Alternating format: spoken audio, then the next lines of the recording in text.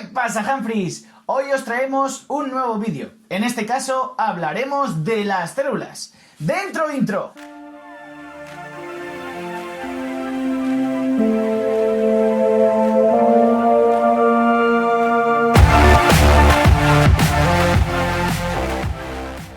Bueno, como hemos dicho antes de la intro, vamos a hablar de las células, desde una perspectiva en la que empezaremos de los átomos y acabaremos en las células, obviamente. Empecemos. Antes de nada, como espero que sepáis ya, los seres vivos tenemos tres características en común. Primero, es que tenemos una composición química similar. Segundo, es que estamos formados todos por células. Y tercero, que esto lo realizaremos en otro vídeo, es que realizamos las tres funciones vitales. Antes de empezar, tenemos que decir o definir qué es un átomo. Bueno, un átomo se dibuja de esta manera. Si nunca habéis visto este modelo, pensad siempre en los Simpson. ¿Y por qué? Porque Radiactivo Man, si os fijáis en la frente, tiene dibujado un átomo, porque es un superhéroe radiactivo. Bueno, en fin. Como más mayoritariamente se encuentra dibujado un átomo, es como una especie de pelota. Pensad que esta pelota se puede asociar, como veis en la imagen, con otras pelotas. Es decir, es un conjunto, digamos, de esos balones. Este conjunto de balones pues interaccionan unos con otros y van formando a su vez pues más conjuntos de balones. La primera pelota o el primer balón lo vamos a llamar átomo. Y el conjunto de átomos lo vamos a llamar moléculas, que es ese conjunto de balones. ¿Bien? Vamos allá. ¿Qué pasa? Que los seres vivos tenemos unos balones que son específicos y son balones de carbono, hidrógeno, oxígeno y nitrógeno. Sería como los bioátomos o los bioelementos. Bien, como os dije anteriormente, estos balones se unen los unos a los otros y forman moléculas. Si estamos hablando de moléculas orgánicas, estamos hablando de biomoléculas, las cuales se unen, es decir, los átomos o los bioelementos se unen por enlaces químicos. ¿Qué es un enlace? Un enlace es una unión. Pensar enlace matrimonial significa unión de matrimonio. Bien. Ahora vamos a hablar de las biomoléculas. Las biomoléculas tienen o son de dos tipos: inorgánicas y orgánicas. Las inorgánicas, ¿cuáles van a ser? Pues el agua y las sales minerales. ¿Y qué forman en nuestro organismo? Pues el agua es el componente mayoritario de la sangre y del aparato circulatorio. Importante. Y las sales minerales las encontramos formando los huesos y los dientes. Una anécdota es que los dientes son más fuertes que los huesos, son más duros que los huesos. Bueno, esto era, bonus track, como siempre digo. ¿Y cuáles son las biomoléculas orgánicas? Las biomoléculas orgánicas son los hidratos de carbono, los lípidos, las proteínas y los ácidos nucleicos. Pero lo que os acabo de decir os podrá sonar a chino. Vamos a ver ejemplos. Ácidos nucleicos. Bueno, todo el mundo conoce el ADN, ¿verdad? Bien, proteína. La proteína cumple una función estructural en nuestro organismo. Por eso suele estar asociada con una masa muscular. Pero también cumple otras funciones como inmunológicas, es decir, nos protege frente a las bacterias y demás bichos malos que quieren hacernos daño. Y otras funciones como que cataliza procesos de reacción química y demás. Es decir, que las proteínas son muy importantes.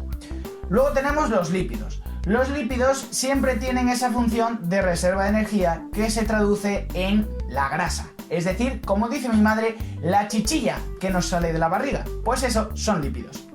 Y luego tenemos los hidratos de carbono, que también cumplen una función energética, pero bueno, es lo que conocemos como azúcares y lo encontramos en determinados alimentos como la pasta, el arroz y demás. Y tiene una función, como dije, energética.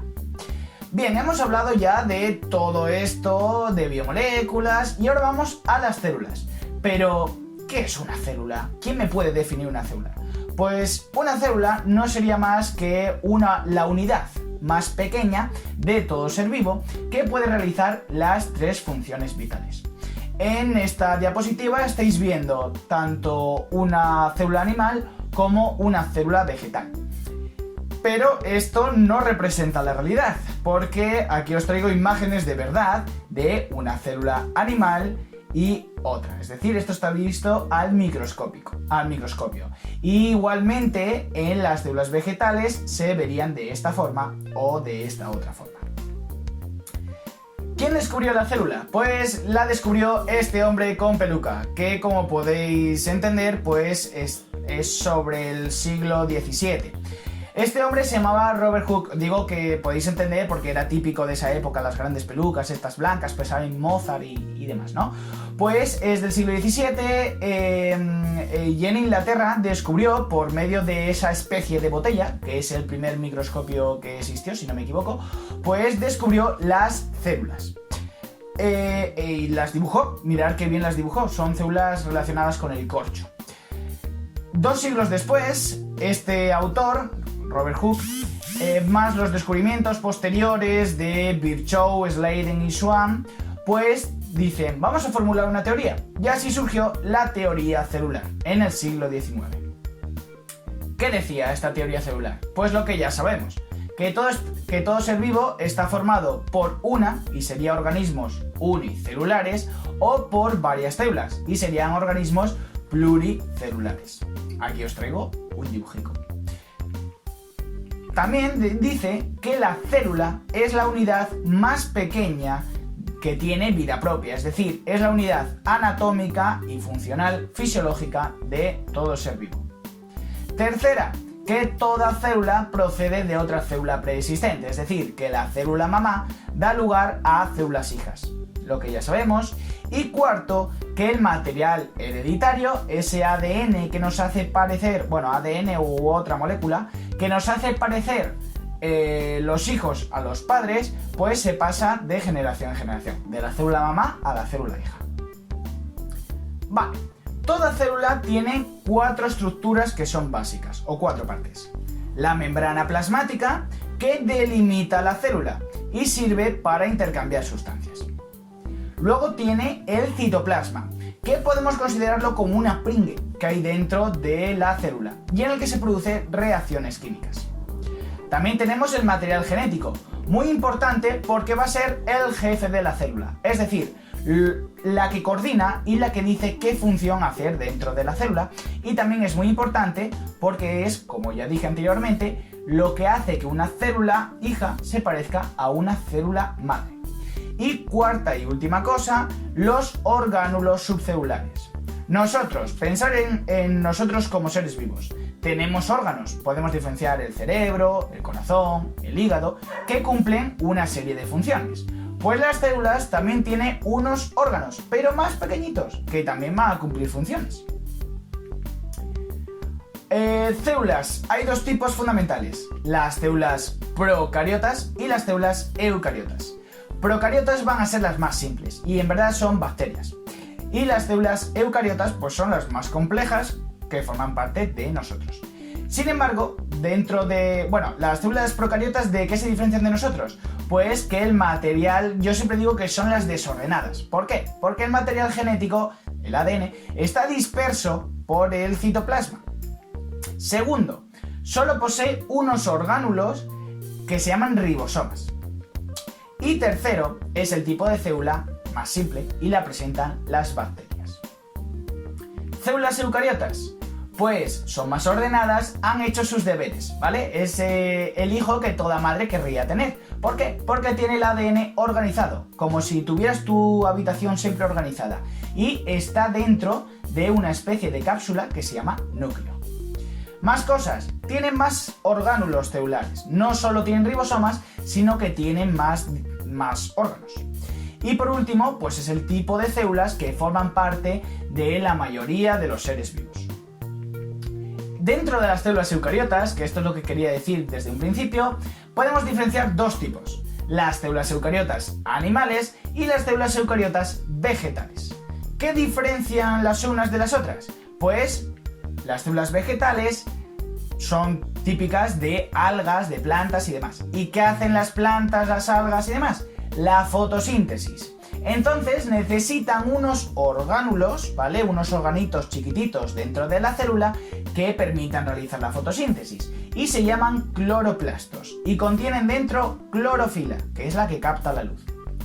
También tienen una pared celular que le concede esa forma hexagonal, ¿vale? Y es de celulosa, de lo que se forman los folios y las hojas que estáis utilizando para apuntar en las cosas importantes de este vídeo, seguro. Y la vacuola central, que es una especie de almacén enorme de agua, que es muy importante para la planta. ¿Qué pasa con la célula animal? La célula animal no tiene cloroplastos, porque los animales no podemos hacer la fotosíntesis. Tiene centriolos. Los centriolos son un tipo de orgánulos que permite, pues, formar cilios y flagelos y demás. Y aquí os traigo una imagen porque me imagino que no sabréis lo que son cilios y flagelos. Los cilios son una especie de pelitos que tiene la célula que es para empujarse, es decir, para moverse. Sería como una especie de remo en el que te apoyas a los lados y vas avanzando. Y el flagelo, pues es el típico de los espermatozoides, es una especie de látigo en el que con este movimiento, imaginaos un delfín, pues vas avanzando. Y también hay que decir que la célula animal no tiene una pared celular de celulosa, ¿vale? Puede tener otro tipo de pared celular, pero no es lo predominante, no es lo normal. Así que ya, a modo de resumen, quiero que os quedéis que hay dos tipos de células. Células procariotas y células eucariotas. Las células procariotas son las bacterias. Son más simples, más pequeñas y más primitivas. Son desordenadas. ¿Por qué? Porque tienen el material genético disperso por el citoplasma y su mamá está cabreada con ella porque es muy desordenada.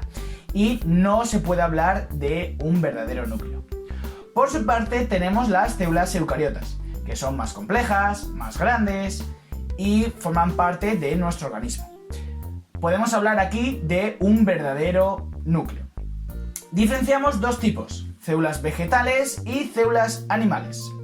Las vegetales, aquí, bueno, os traigo una imagen. Las células vegetales son aquellas que tienen cloroplastos, que son esenciales para hacer la fotosíntesis, y tienen una pared celular de celulosa, que le confería esa forma rectangular, hexagonal y demás. Y luego tenemos las células animales, que no tienen pared de celulosa y no tienen cloroplastos. Y hasta aquí, no tengo nada más que decir, así que espero que este vídeo os haya ayudado mucho, hayáis aprendido mucho y nos veremos en próximos vídeos. ¡Chao, chao!